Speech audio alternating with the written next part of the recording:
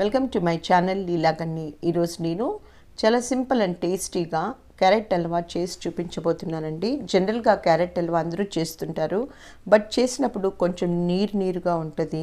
అలా కాకుండా టేస్టీగా ఎలా చేయాలో మీకు ఇప్పుడు చూపించబోతున్నాను. సో నా వీడియో మీరు చివరిదాకా చూసి అలాగే సబ్స్క్రైబ్ చేయకపోతే ప్లీజ్ సబ్స్క్రైబ్ కూడా చేయండి. ఇప్పుడు పాన్ పెట్టి దీంట్లోకి 4 టేబుల్ స్పూన్లంతా నెయ్యి వేసుకోవాలి. నెయ్యి అనేది కొంచెంగా వేసుకోవాలండి, అంతే ఒకేసారి వేసుకోకూడదు. అలాగే క్యారెట్స్ అన్ని బాగా కడుక్కొని పైన అంతా తీసేసుకొని తోలు అలా తురుముకోవాలి.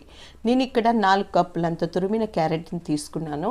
ఇలా క్యారెట్ అంతా నెయ్యిలో బాగా వేగాలి. నెయ్యిలో వేగి కొంచెం నీరు ఉండే క్యారెట్లో నీరు ఉంటుందండి, అదంతా పోయేదాకా మనం క్యారెట్ని వేయించుకోవాలి. అప్పుడే వేయించుకున్నప్పుడే మనకు మంచి వాసన వస్తుంది. ఇప్పుడు నేను 2 కప్పులంత పాలు పోసాను. దాంట్లో మీగడ కూడా ఉంది చూడండి, ఇలా మీగడ వేసుకోవాలి. అప్పుడే మనకు చాలా టేస్టీగా వస్తుంది క్యారెట్ హల్వా అనేది. మీగడ లేకపోతే స్కిప్ చేసుకోవచ్చు. సో ఇలా అంతా బాగా పాలల్లో బాగా ఈ క్యారెట్ అంతా ఉడికాక మనం చూడండి, ఇలా నీరంతా ఎమిరిపోయాక మనం దీంట్లోకి 4 కప్పుల క్యారెట్ తురుముకి మనం 1.5 కప్పు చక్కెర వేసాను. మీరు కావాలి స్వీట్ తక్కువ తినే వాళ్ళైతే 1 కప్పు కూడా వేసుకోవచ్చు. మనం చక్కెర వేసాక కొంచెం నీరు వస్తుంది, ఆ తర్వాత మరి కొంచెం గట్టి పడుతుంది.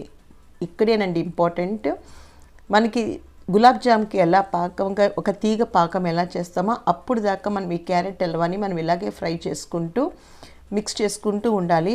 ఆ చక్కెర పాకం కొంచెం ఒక స్ట్రింగ్ పాకం వచ్చేదాకా మనం ఇలా ఫ్రై చేసుకున్నాక ఇప్పుడు ఒక పాన్ తీసుకొని దీంట్లోకి డ్రై ఫ్రూట్స్ ఇలా చిన్నగా చాప్ చేసుకోవాలి. ఇలా చాప్ చేసుకున్న ఈ డ్రై ఫ్రూట్స్ని కూడా దీంట్లోకి వేసుకోండి.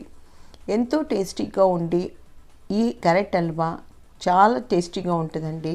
అలాగే చాలా ఎమ్మీ కూడా ఉంటుంది. మీరు కూడా తప్పకుండా ఒకసారి ట్రై చేయండి. అలాగే నా వీడియో మీకు నచ్చితే లైక్ చేయండి, అలాగే షేర్ కూడా